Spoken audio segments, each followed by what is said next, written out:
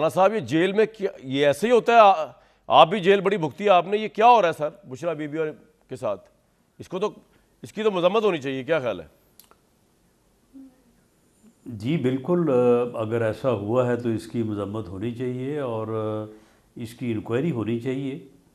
अगर ऐसा किसी ने किया है तो उस आदमी तक या उस मुलाज़म तक, क्योंकि जेल में कोई मुलाज़म ही हो सकता है इस किस्म की बात करने के लिए, तो उस तक पहुंचा जाना चाहिए ताकि ये पता चल सके कि इसके पीछे जो है वो क्या है। लेकिन अमूमन ऐसा होता नहीं है। जेल में जिन लोगों की अच्छा। भी ड्यूटी होती है उन्हें ख़ुद इस बात का बड़ा एहसास होता है कि जो बंदा या बंदी हमारे पास है इसकी क्या इम्पोर्टेंस है, और अगर इसको खुदा ना खास्ता कुछ होता है तो उसकी ज़िम्मेदारी फिर जो है वो बराह रास्त उनके ऊपर होती है। बाकी देखिए ये राणा ठीक साहब, है मैं कि वो आपको ना एक आला वार्निंग दे दूं, हुकाम या मेरी एक बात सुने सर, मैं आपको एक वार्निंग दे दूं, जी मेरे वार्निंग, आप और मैं तो है गुनहगार लोग, हम तो कभी शायद झूठ बोल लें ना बोलें। ये है बहुत स्पिरिचुअल बुशरा साहिबा, इन्होंने 3.5 साल हुकूमत चलाई है भाई।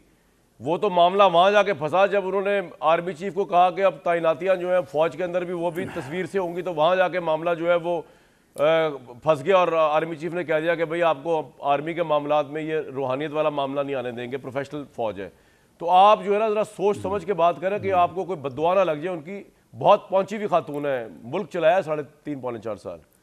सोच समझ के बात किया करें लोगों के मतलब। मैं नहीं पहले बता चले दूं आपको। नहीं चले वो उनकी जो खूबियाँ या उनकी जो अहमियत है वो अपनी जगह पे, लेकिन मामला ये है कि जी ऐसा बिल्कुल जो है वो नहीं होना चाहिए। और जेल में ठीक है, ये तो होता है कि सहूलत नहीं देते या वहाँ का माहौल जो है उसको जो है वो इस अंदाज से रखा जाता है कि दूसरा आदमी जो है वहाँ पे कंफर्टेबल ना हो।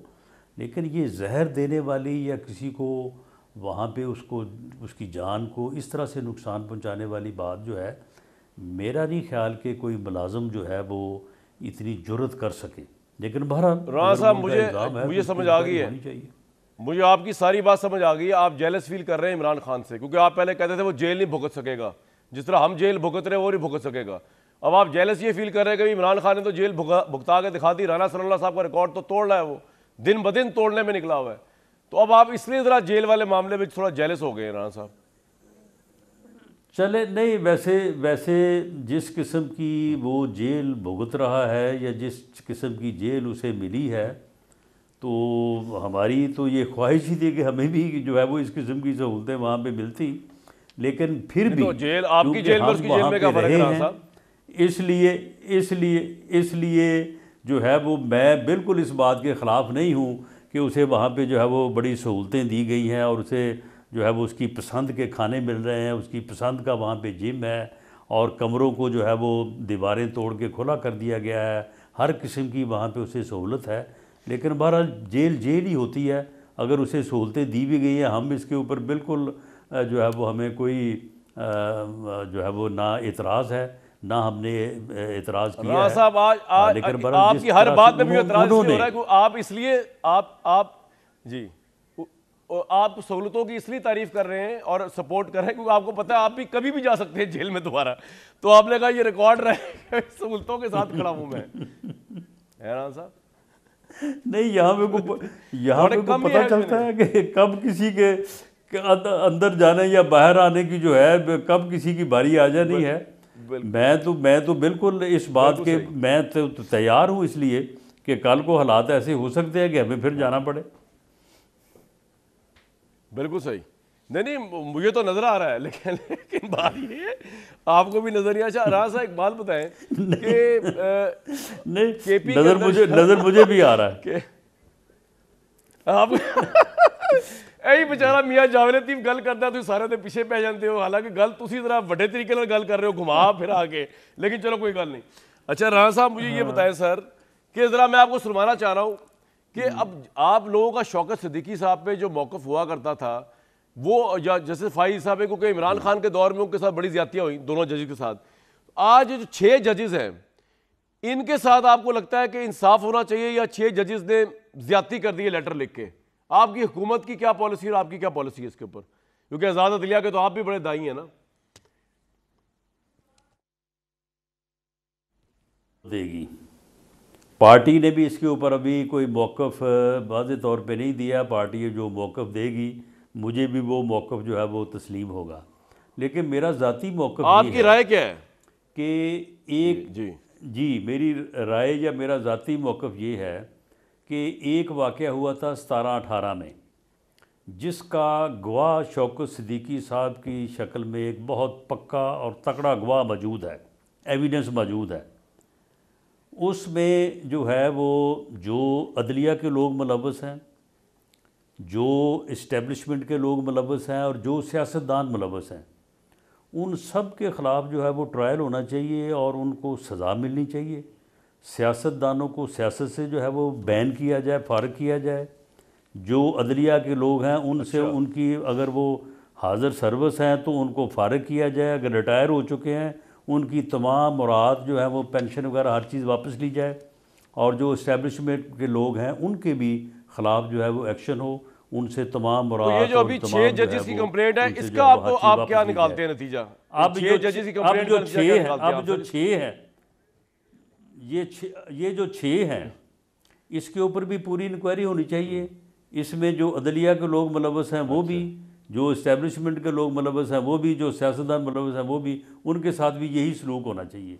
अगर मुल्क को सही तौर पे कायम रहना और आगे चलना है तो उसका हल यही है।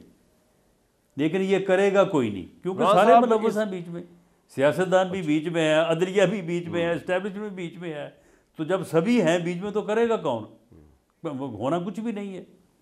ये 4 दिन ये शोर शराबा, बयानबाजी, कमीशन, 100 मोटो ये होगा, उसके बाद कुछ नहीं होगा। इस्टेब्लिशमेंट का जो है ना, जो इस वक्त सेंटीमेंट है वो मैं दूंगा आपको प्रोग्राम के अगले हिस्से में। वो आप जो फरमा रहे हैं उसके ठीक है। लेकिन सर मुझे एक बात बताएं, आपकी हुकूमत को एक बहुत बड़ा खतरा ये है जो कि तहरीक इंसाफ की तरफ से है। मैं उसकी आपको एक झलक दिखाना चाह रहा हूँ। मुझे आप बताएं, क्योंकि आप वज़ीर दाखिला रह चुके हैं, आपने इससे पहले बड़ा सक्सेसफुली इमरान खान साहब के जलसे जुलूसों को और धरनों को टैकल किया, ये जो PDM-1 के दौर में। लेकिन उसके बावजूद पाकिस्तान की इकॉनमी में अनसर्टेनिटी, इंस्टेबिलिटी रही जब तक इमरान खान साहब सड़कों पर रहे थे और बाहर थे। अब ये ज़रा फैक्टर ज़रा देखिए और मुझे बताइए कि अगरचे आप हुकूमत में नहीं, कोई जिम्मेदारी नहीं ले रहे जैसे आप फरमा रहे, कितना चैलेंजिंग है ये वाला जोश और ये फैक्टर, हुआ कितना ही नेगेटिव क्यों ना हो या पॉजिटिव हो या नेगेटिव, वोट है। दिखाया जी गंडापुर साहब क्या कह रहे हैं कि हुकूमत को।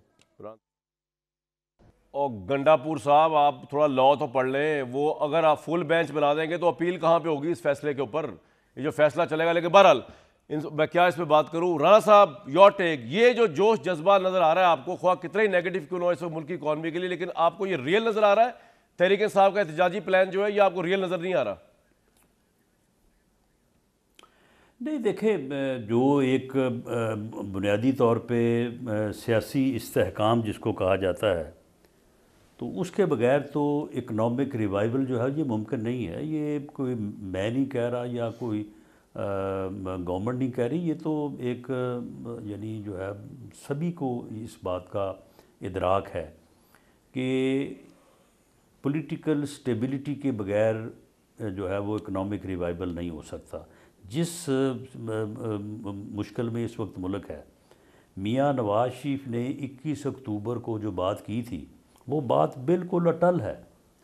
वो इस साहब माजरत, मुझे एक ब्रेक के लिए कहा जा रहा है। ब्रेक के बाद मैं कोशिश करता हूँ आपको आके इस्टेब्लिशमेंट का भी एक सेंटीमेंट है जो मेरा अपना तज्जिया है वो आपसे शेयर करूँ, और राणा साहब हमारे साथ होंगे ब्रेक के बाद।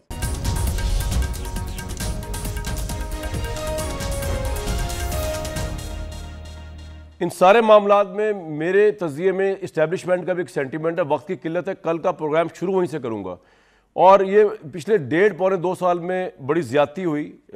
उस वक़्त की जो इस्टेब्लिशमेंट थी उसने बड़ी नेक नीति से एक ऐसे प्राइम मिनिस्टर को चलाने की कोशिश की जो कि एक नए प्राइम मिनिस्टर थे। और इस वक्त भी मैं समझता हूँ कि जो मौजूदा इस्टेब्लिशमेंट है, इनकी नज़र में कोई ऐसा मामला वो नहीं है कि जी उन्होंने कोई इंसेंटिव ले लेना है, शहबाज शरीफ साहब से कुछ लेना है। एक ही चीज़ उनके ज़हन में है कि इस मुल्क की इकॉनमी जो है वो स्टेबल हो जाए, इस मुल्क की माशी मामला ठीक हो जाए, इस मुल्क का गरीब मजीद मरने से बच जाए। उसमें अगर हुकूमत और इस्टेब्लिशमेंट साथ खड़ी हों, इसमें कोई मुज़ायका नहीं। इस पर डिटेल बात करूँगा कल आपके साथ। मुझे दीजिए कल तक इजाज़त।